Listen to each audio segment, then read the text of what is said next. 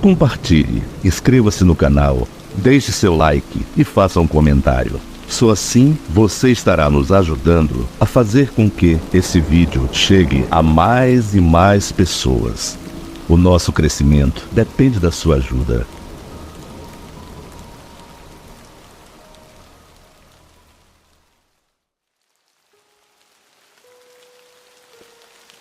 Vou contar algo que aconteceu em minha família já há alguns anos, mostrando nitidamente que existe um canal de comunicação do além com o nosso mundo e que realmente nós não estamos sozinhos. Eu nunca acreditei em fenômenos sobrenaturais, fantasmas e coisas do tipo, sendo que também nunca liguei para visitar cemitérios e túmulos daqueles que partiram, por acreditar que quem morreu não liga para o que fazemos aqui, e nem tampouco veem as coisas de nosso mundo. Mas isso mudou a partir do momento que um fato assustador aconteceu alguns anos depois da morte do meu pai. Eu tenho um irmão, o qual tem saúde perfeita, nunca apresentando problemas de qualquer tipo. Certa vez, do nada, ele começou a ter crises de desmaio. Ele simplesmente ia amolecendo e caía, desmaiado. Eu e minha mãe o levamos a vários médicos, onde foram feitos diversos exames, como tomografia, ressonância magnética e outros, mas não mostrava nada de anormal em seu organismo, ou seja, não havia motivos aparentes para aquelas crises de desmaio. Passados alguns dias, eu fui visitar minha mãe e meu irmão. Ele ainda mora com minha mãe e ele estava normal. De repente, como sempre, do nada, ele caiu desmaiado no sofá. Então ficamos assustados e ficamos tentando reanimá-lo. Então, em certo momento, meu irmão fica com os olhos arregalados e com uma expressão estranha e começa a falar com uma voz diferente. Coisas estranhas, e depois volta a desmaiar. Quando ele acordou, disse que não lembrava de nada e ficou normal. Eu e minha mãe ficamos assustados e não sabíamos o que fazer. Então indicaram para que o levássemos a um centro espírita. Chegando lá, disseram que o meu irmão tinha o dom para receber espíritos, ou seja, tinha o dom da mediunidade, e teria que trabalhar para desenvolver esse dom, mas ele não quis saber de fazer isso, e não voltamos mais.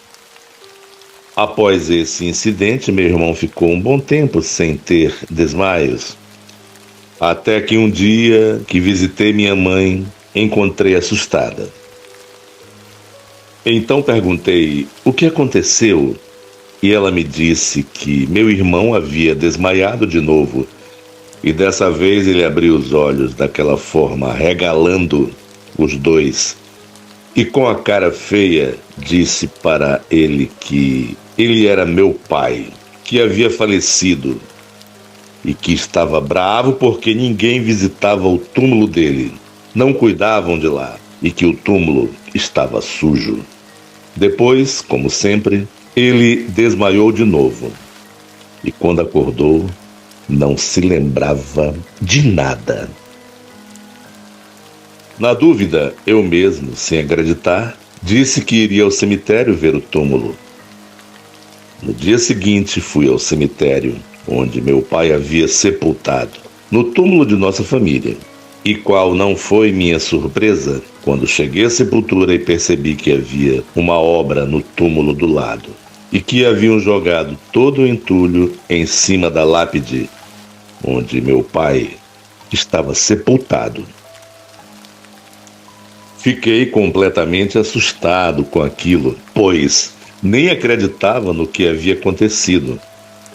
Meu pai, através do meu irmão, havia avisado que estava descontente por ninguém visitar seu túmulo, não cuidar dele e que estava sujo.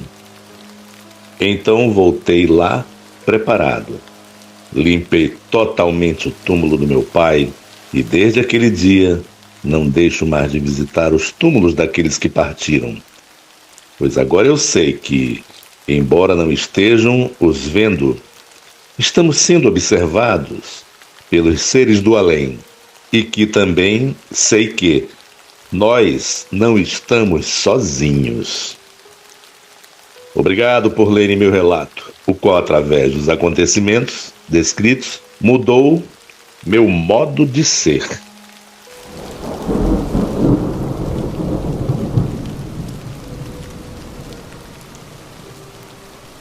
Esse fato aconteceu no ano de 2017. No ano de 2017, eu trabalhava das 17h30 até meia-noite. E ao sair do trabalho, algumas vezes costumava passar na casa do meu pai, que é muito próximo ao meu trabalho, e também na casa de um amigo meu. Na casa do meu amigo ficávamos fofocando um pouco, vendo filmes e depois eu ia embora para minha casa, que é no mesmo bairro. Quando ficava muito tarde, ao sair da casa do meu amigo, eu pegava um táxi para ir para casa. Mas naquele dia, na hora que fui pegar o táxi, percebi que havia esquecido o cartão de débito e estava sem dinheiro. Então, como eu não quis subir até o 12º andar do prédio para pedir ao meu amigo, decidi ir embora a pé para casa. A casa do meu amigo até minha casa é meia hora de caminhada, já que moramos no centro de São Paulo. A região por onde eu passo, andando depois de uns 15 minutos de caminhada, há várias pizzarias, padarias 24 horas e alguns botecos abertos. Ou seja, não é tão deserto como outros bairros mais distantes. Meu amigo mora na Avenida 9 de Julho, região da Bela Vista, em frente ao antigo Edifício Joelma, que pegou fogo e matou muitas pessoas em fevereiro de 1974, época em que ainda não havia nascido. Não tinha medo, até mesmo porque trabalhei por 4 anos no 24º andar deste edifício. Atravessei a 9 de Julho e quando eu estava bem próximo à calçada, avistei um homem jovem, com camiseta branca, regata e um short também branco e tênis. Ele era alto, corpo atlético e tinha mais ou menos 1,80 m, pele clara, cabelos pretos e lisos. Ele estava correndo em minha direção. E na hora eu me apavorei, pois a primeira coisa que passou pela minha cabeça é que eu seria assaltada por aquele homem. O que achei estranho, porque naquela noite estava fazendo muito calor. E na medida que ele se aproximava de mim, eu senti um calafrio gelado pelo corpo.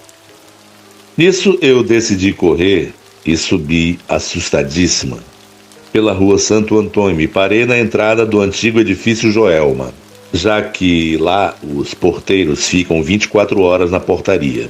Então fiquei parada, esperando o homem passar, pois na direção que ele estava correndo, não havia outro caminho. Ou ele passaria adiante, ou teria que subir pela Santo Antônio, como eu subi. Mas fiquei sem chão quando percebi que aquele homem não passou, nem adiante e nem pela rua Santo Antônio. E também não havia prédios naquela altura da avenida para ele entrar. Somente uma garagem que já estava fechada, com o portão trancado e tudo. O mais estranho é que, naquela madrugada, estava muito quente e eu havia sentido um arrepio gelado. Vi aquele rapaz correndo em minha direção e ele simplesmente não passou por lugar nenhum. Sumiu do nada. Chegando em casa, liguei para meu amigo e contei o que havia acontecido. Meu amigo acreditou, até mesmo porque ele também vê algumas coisas. E ainda comentou comigo o horário que eu havia saído da casa dele. Faltavam 5 minutos para as 3 horas da manhã.